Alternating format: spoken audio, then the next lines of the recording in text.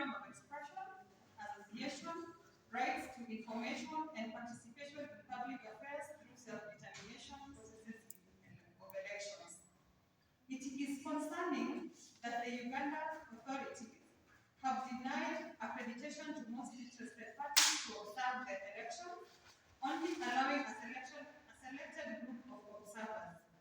On 13th January, a day before elections, the US cancelled its plans to deploy a diplomatic election observation mission in the election, citing the Electoral Commission's denial of most of its observation missions. While the European Union had committed an election observation delegation, it also pulled out its diplomatic observation mission after the cancellation by the US. Today, on the date of the general election, we have received reports from the civil society observers noting the high turnout, an indication of the great interest of Ugandans to determine their country's destiny. Unfortunately, we have also received information that as late as 9 a.m., polling materials were yet to be delivered to several polling stations, e.g., in Kabarol, Kasese, and so on. In Gulu, 6 polling stations had not received voting materials. In several areas, including Gulu and Jinja, polling stations faced substantive delays in opening. Additionally, we are concerned by the poor COVID-19 protocol set out by the Ugandan Communication Commission and the government as a whole. The situation is further worsened by the widespread failure of biometric voter verification kits. We have also received reports of party agents being rejected at polling stations and being intimidated in others, e.g., in Dungamo and Jinja. As a response to the failure of the BGV kit, the Ugandan Electoral Commission has resorted to manual verification.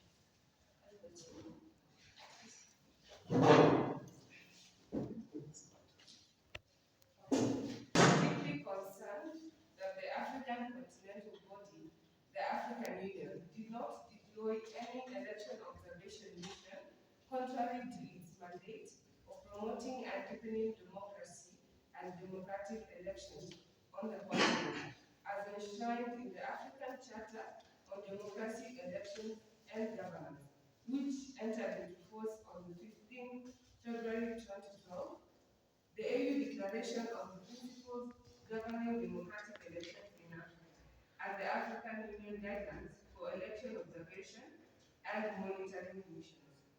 We have learned with apprehension the complete shutdown of the Internet, which compromises key communication spaces and the right for Ugandans to follow a democratic application of mandates by leaders in Uganda.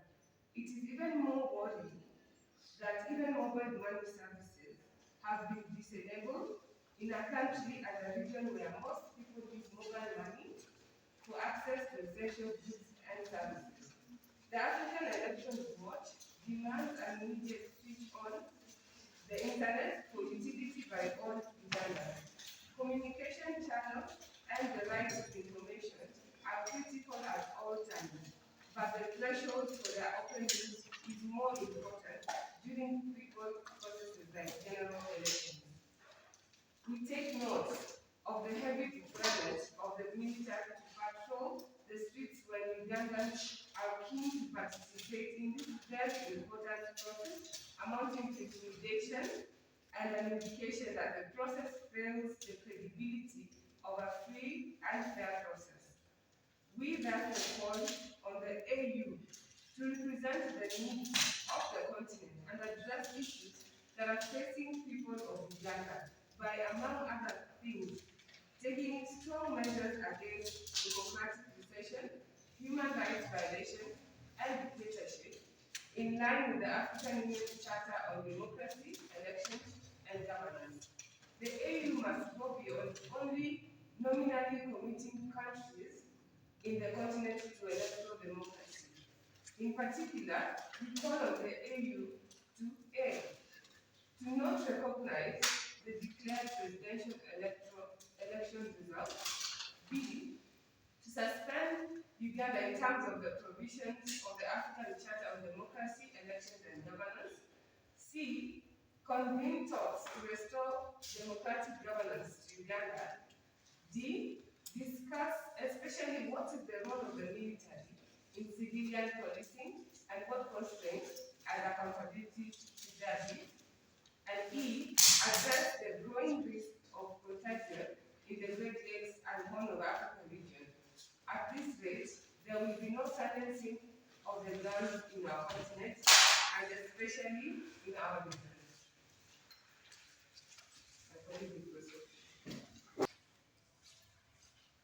We are the East African Community Election Observation Mission as one of the few election observation missions accredited to observe the Uganda elections to address key democratic principles and standards that the Uganda elections must meet in accordance with the Durban Declaration on principles governing democratic elections in Africa, and to include human rights monitoring as a key element of your brief.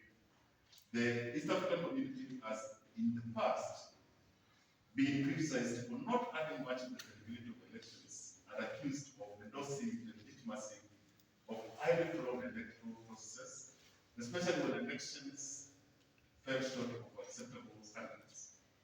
This must change. We call upon the US government to address the grave human rights abuses committed by President Yoweri Museveni and his administration.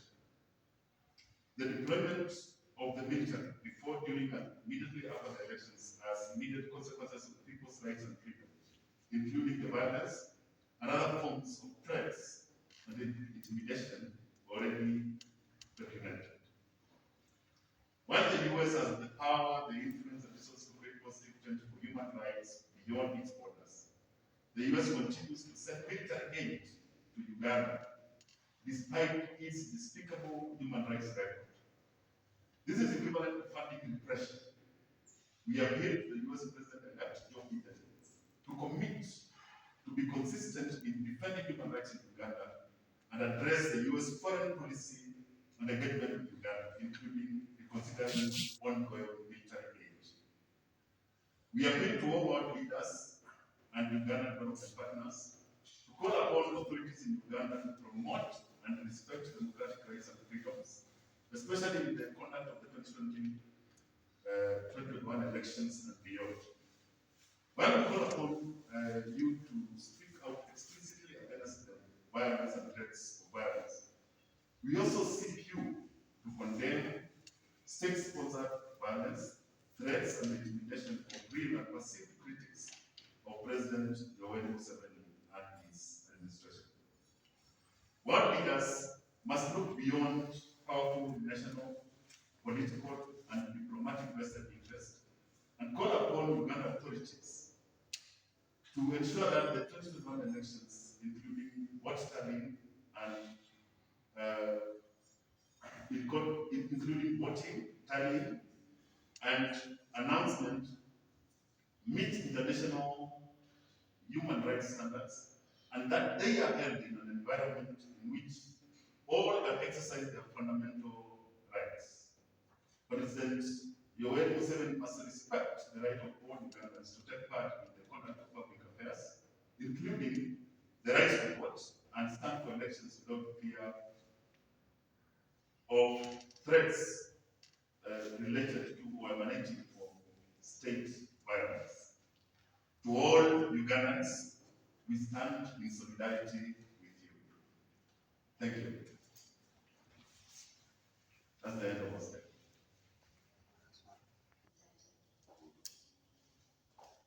So let's start to my left. My name is Electoral from the Kenyan Human Rights Commission. And my name is Kawiro Ongon. I work for Uganda. And I'm Zaina Kongo from Kapi Africa. What we have been able to monitor in terms of what is happening in Uganda. Can you repeat your name? My name is Electoral from the Kenyan Human Rights Commission. Hi, I'm Rosemary Tabo from Journalists for Justice. I'm wondering whether there's a website where you're putting this information and you need, you said you're going to have another press conference today or is it tomorrow? Okay. We have a site already, an active site. It is www.africaelectionswatch.org. And this process of monitoring started about a week ago.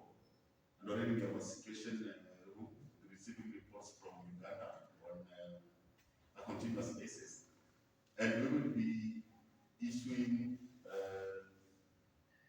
information or press releases in the evening today, but we'll convene a press conference tomorrow at the same time, 2:30, and continue to do so until all the information that we get is synthesized and released to the public. This we are doing in solidarity with the people of Uganda and the Uganda civil society organizations whose spaces have been limited by the shutting down of the internet and the military operation in Uganda. Thank you very much. We have been as a country offering military aid. But at the same time, the ambassador said they were denying more accreditation to observe elections. Do you feel that there is Exactly. They even the irony is there, like the US or Yuma, they are behind, and then at the same time they claim we have not been accredited to observe. No, it's not only like this. They've written an official statement saying that they were denied observation of more than 75%, which is the threshold they set for observing or deploying an observer mission. What would be the interest of the US in their ending? It is something that has been going on for a long time. What the military support to Uganda is something that has been going on for a long time. This is the first time that the US mission has not observed elections in Uganda. Maybe something will change. So our statement is to say that now the US needs to reevaluate its position regarding the support to Uganda. Do you feel the elections should be free and fair? We are monitoring, we are receiving reports on a continuous basis. And as of now, we have only commented on the period running up to the starting of the courts and the opening of the polling station. So we may not be able to say whether or not the elections are free and fair because we don't have sufficient information as of now. So that is something that we shall continue reviewing as we go on. Thank you. As a union of African countries exists to serve the interests of the democratization of the people of Africa, so to speak. And the democratization of Africa, the fact that African people need to live under governments that they are not subjected to fear, they are not subjected to torture, they are not subjected to violence is right. And the AU has got charter and instruments for that. So if the AU is not able to intervene, then we will continue to do advocacy to that body. And if also, if they are certainly incapable of intervening in Uganda, then we may call for a constitution of the AU or organization of African unity. Because you cannot be unified when certain people or certain communities in African jurisdictions continue suffering without the intervention of oil. Uganda people, their taxes pay money to the oil. And so the oil has got a responsibility to ensure that the governance processes or the electoral process in Uganda respect the rights and uphold the rights of the citizens of Uganda. And then thank you. My name is Musa from TV47. You may have captured this in your statement, but given that your organization is focused on human rights, I'm assuming that you have people on the ground. Are there specific numbers of casualties. Remember, there have been chaos in Uganda right from the beginning, the campaigns, the period leading towards the elections. Are there a specific number that you can call out and say these people have either been killed or injured? One. Secondly, what is your take towards those chaos? Would you describe them as a strategy? Remember, Museveni also changed made his son to keep guard on him, and there've been also blocking of social media and so on and so forth. Would you describe this as just a strategy to win the elections, or would you say it's a means to suppress the will of the people, as we say? I will respond to the first question on the number of people killed. We are still compiling the information. Of course, there have been recorded deaths and they have been in the media. So, but our observers on the ground are still collecting that data. So, in one of the briefings in the next time, we will be able to give you a concrete number backed by evidence, backed by statistics for data collected on the ground. Okay. So, on the second question, the question of the use of violence and shutting down of the internet, and the question you asked whether we believe that this is, so that Museveni rigs the elections or uses it or the violence and intimidation to scare other competitors. I think that is a question of conjecture, because when internet is shut, both for his supporters and the supporters of other candidates are affected in a way. The question that is clear is militarization. So when military approach the streets with this deployment, of course citizens get scared. And we talked about that in the statement and say that it is very difficult for people to vote when they are being stood over by military. And what we called on in the statement is for the government to withdraw military from polling stations so that then people may have the freedom to exercise their vote. That's so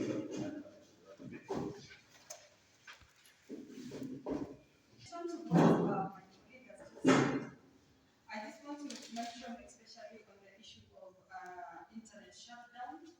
And this we must be able to mention that it's becoming a systemic issue, that in most countries, every other time that elections are just about to happen, internet internet is shut. You may need to ask yourself, or you may need to look out on what happened in places like Tanzania recently.